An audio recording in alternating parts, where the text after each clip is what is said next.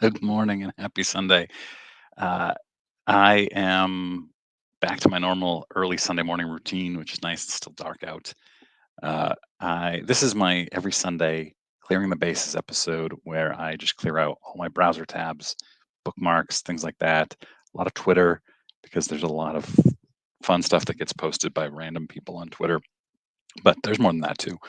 I will go through and hopefully it's in order. Last week I got some really good constructive criticism from a subscriber who said that I title the video one thing and then that item comes in like halfway into the video, which was never my intent. I actually do the video historically. I've done the video and then I think of the name for it. This week I've tried to reverse that, come up with the theme, the name early, so I hit those at the beginning, and hopefully that improves things for you. Let me know in comments. Yeah, I mean, most of the time, the vast majority of the time on these videos, the title is multiple items and they're spread out, and none of them are long. So we'll see how you feel about this one. I'm gonna get started. Make sure you're subscribed if you're not already. I do this every week, and I have 4 or 5 videos a week. Otherwise, all about sports cards. Here we go. All right. Let me just make sure. Yeah. So this is a massive thing right now. It's like CJ Stroud, who is a rookie, and this is a base card of Prism, selling for over $100 in 2023. And I know you can go back and look at uh, Chris Sewell did a great video on this yesterday, where he talked about Prism base cards of Victor Wembanyama, which I'm going to get to here in a moment. And he used Luka Doncic's rookie card from 2018 as the highest example, which was like $60 to $80 for raw Prism. Uh, One thing to remember is that in 2018, those cards were not printed nearly as highly as they are in 2024. The 2024 Prism cards there are like 25 billion of them, roughly, give or take, give or take. So paying this much right now, right up front, is crazy. You just wait a month if you can, because this card will never be worth $102 again.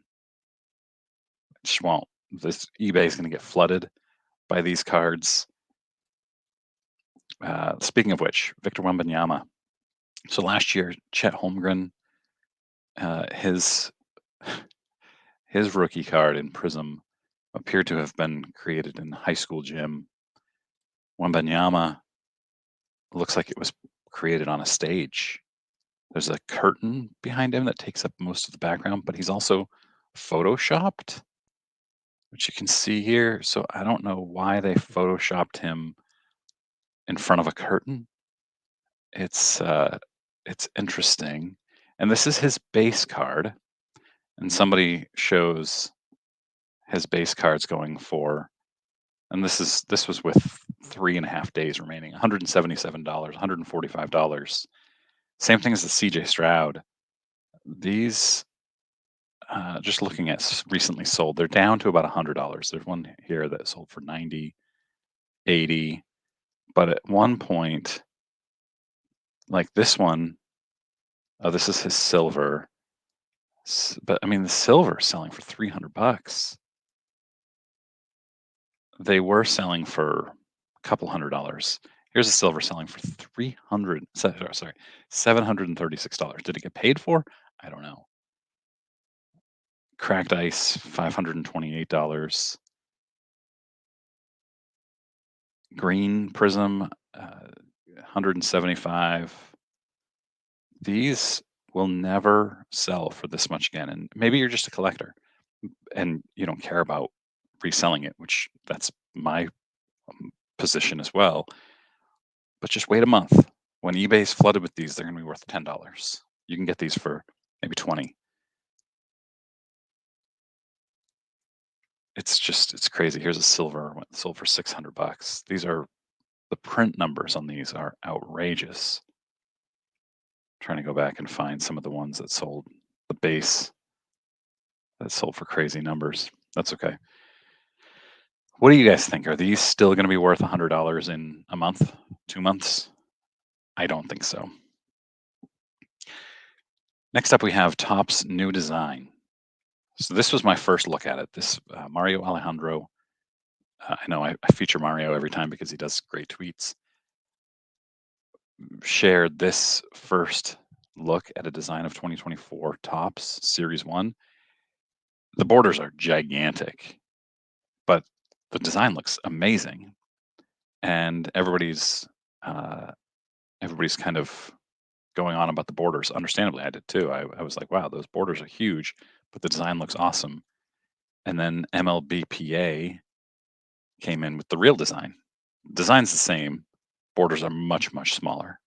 So maybe Mario got a prototype or something. I'm not sure. These look really, really good.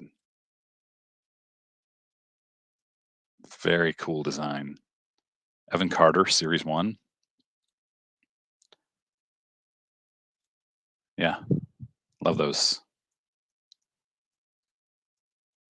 And then a lot of this guy says, I'm struck by the volume of 2024 Topps design posts that are some version of, gee, these will sure be tough to grade, which is totally your prerogative if that's your thing. But man, I couldn't care less. And neither could Topps. Topps is just trying to design the best card out there. And if there's some black borders, there's some black borders. All right. Someone on Facebook posted their crack and resub results. This was an 8.5 card, 10 autograph through Beckett. And then here it is. This is number 12 of 24. This is as well. And it came back a pristine 10, 10 autograph. And the guy who sold it uh, comments on this, get cooked. Um, says that he sold it and the new owner was able to get the scratch out. There was a scratch on the card that caused the surface to get an 8. And so I'm curious what you guys think. I've talked about this extensively on Bench Clear Media, cleaning cards. If you can get a scratch out somehow, and I don't know how you do that, but is that scratch going to come back? What's the damage if you can get a scratch out of a card? Was it really scratched if you got it out? And then if you can fool Beckett with it, have you hurt anybody? Now, a numbered card, 12 of 24, does Beckett know that they've already graded the 12 at an 8.5 and now it's coming back and it's a pristine 10? I don't know. Does Beckett care in this case where there was a scratch on it initially and now there's not? I don't know. It's I I'm okay with this. Comes back at 10, there's no scratch in it anymore. It's not like the scratch is going to come back later on. What do you guys think? Let me know in comments. Here is the Tom Brady 2023 Bowman Draft baseball dream draft picks, whatever. Autograph Superfractor 1 of 1. Sold for 158,000 yesterday through Golden. And I mean the 12 numbered 12 to 50 with inscription has a bounty of $500,000, and the 1 of 1 sold for about a third of that. So I don't know. That seems like not very much. Ken Golden had projected it, said he said it could sell for $250,000 or more. So I don't think he's terribly off in this market, but still surprising that the 12 of 50 with inscription has a bounty of 3x that. I wonder if that bounty will come down now. I thought this was funny. Sonny Gray wanted to trade for a Wilson Contreras Topps card, but his son wouldn't trade him for it. And Sonny Gray offered him an autographed Sonny Gray card, and his son said no. I mean, why would his son take a Sonny Gray autograph card when he can get a Sonny Gray autographed card anytime? Son is 8 years old, by the way. So good for that kid. Negotiate. Here we have a man sentenced to time already served for forging autographs on tobacco cards. So here's one of them. Here's the card, and then here's the forgery on the autograph. Now I could not figure this one out. Here's the card unsigned, and here's the forgery. I might be missing something. The two auction houses lost more than $73,000 in these transactions. Uh, where's the autograph here? Am I missing something? Maybe it's on the back and they're just not showing the back. I don't know. Man stole $3,000 of sports trading cards from two different targets in Pennsylvania. And this store says that or the article says that he was staging. Where does it say it here? He staged a cart. This guy's 46 years old. Staged a cart in the back of the store in the men's department, and then walked out of the store via a back door and drove away. I assume he walked out with the cart. And what does staging a cart mean? I don't know. And then he did it twice. One was with $1,900 in merchandise, and one was 1,100. All sports cards, all football, baseball, and basketball.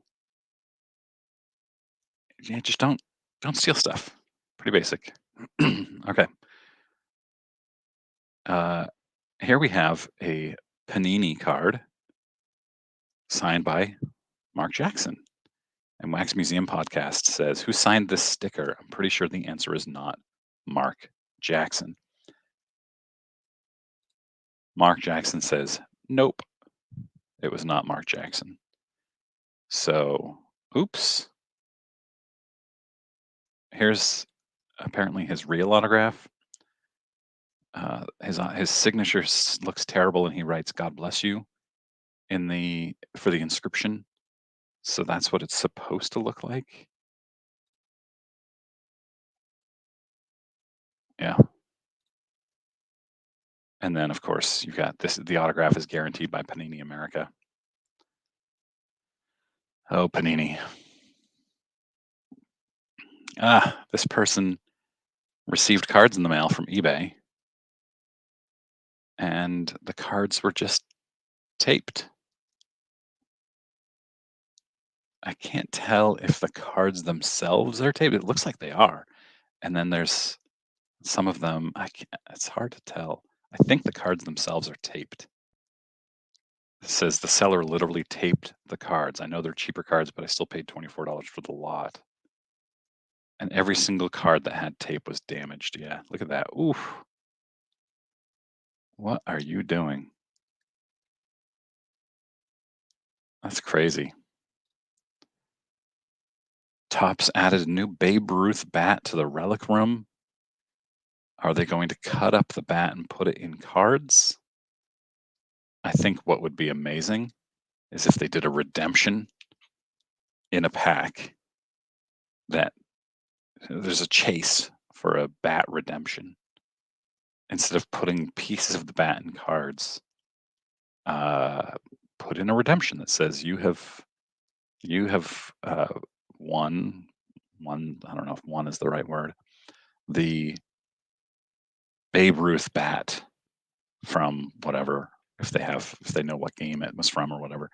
I think that would be awesome. That would be a fun chase if you had, instead of putting relics in cards, put relics in redemptions.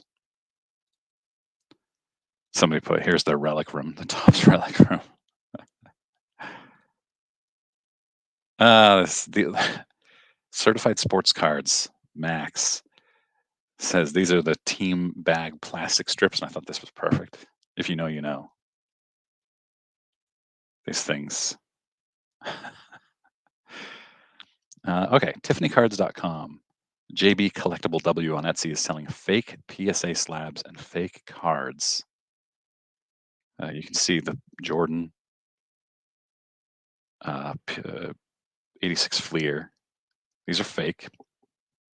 I thought these were interesting. This is on Etsy. I would never buy cards on Etsy, nor should you. There are a lot of fakes on there.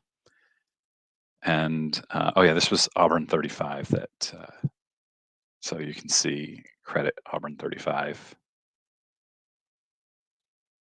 And then this guy who bought his card off of Etsy says, "Card was great. In fact, I'm going to cut it out of the slab and set it in to get graded." Oh boy, John, crazy. Speaking of Jordan 86 Fleers, Ogg's cards. John Ogg writes, "Extreme confidence or lunacy. Someone just auctioned a PSA 10 with the ending date 8 a.m. on a Wednesday, and here it is, 8:04 a.m. on a Wednesday morning, sold for $145,000. That's lower than he would have gotten it. This person would have gotten it from an auction house. There's only 21 feedback here, and you got to pay eBay fees. That's I don't know. That's a big mistake in my opinion. Probably I don't know what are they going for on auction houses now. 170, 180 ish, and probably could have negotiated reduced fees with an auction house. Hmm. This went viral on Sports Card Twitter the other day. Big Worm 66 wrote, "Man, missed it by 5 minutes. The guy won't even give me 1 mega, over 30 megas." And he shares this photo that is taken from a from the cart's front or back, I guess, from the vantage point of somebody who's pushing the cart. So it looks to me and like everybody else viewing this, that this guy threw all these megas and blasters into a cart, was pushing away and thought, "Oh, I'll take a picture for clout," and then pretended that somebody else was buying them and wouldn't share them. That's what it looks like. But also, why would you be upset? This person, assuming that somebody actually did this, just saved you from buying blasters. Sorry, this is my anti. I'm 14 days into my no wax 24. But then somebody else dug up just 4 days before that this very same guy had received 7 cases of Prism Mega football. So was he really that upset about not getting any cards at Target?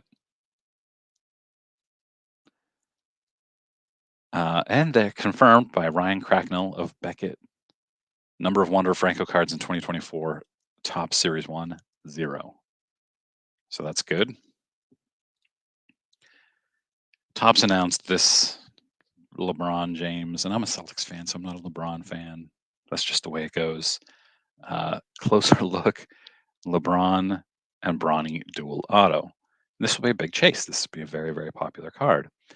Something odd about this, though. Let's see if we can figure it out. And here's the card, by the way.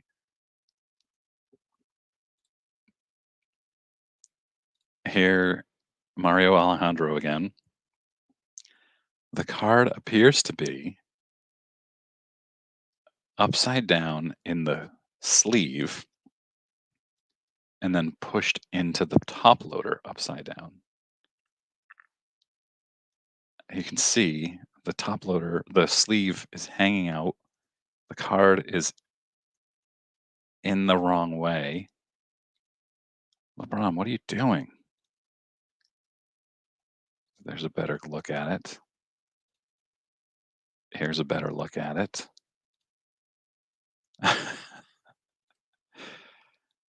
Here we go. We have a. I'm getting a little sick of these, to be honest with you. This happens way too frequently, especially with sticker autos.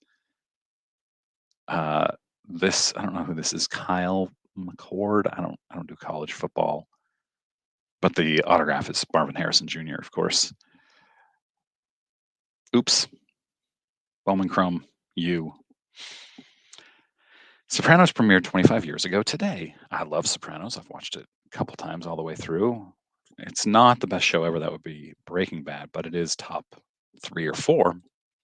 And Topps used this in-person autograph, which is odd because they have a pack pull of the same exact card. Why wouldn't they use a pack pulled Topps certified autograph when they have them? I don't know. Let me know what you think. That's what I've got for today. Hope you guys enjoyed. Let me know in comments what you think about any of these items, and I will see you later this week. Thanks.